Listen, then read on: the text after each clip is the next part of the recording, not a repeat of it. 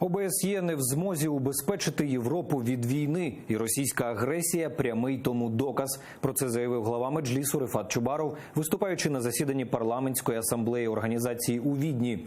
5 років поспіль Москва запроваджує в Криму окупаційну політику, і за цей час жоден представник спеціальної моніторингової місії ОБСЄ так і не зміг потрапити на півострів, щоб офіційно зафіксувати звірства окупантів. А це і нищення природних та історичних пам'яток, і репресії проти кримських татар та етнічних українців. Організація, що була створена задля безпеки в Європі, досі не змогла покласти цьому край.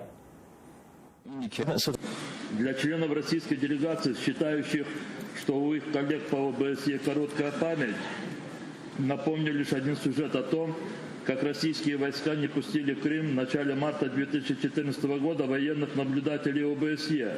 Понятно же почему, чтобы ОБСЕ глазами своих наблюдателей не увидела, как орды русских оккупантов захватывают Крым.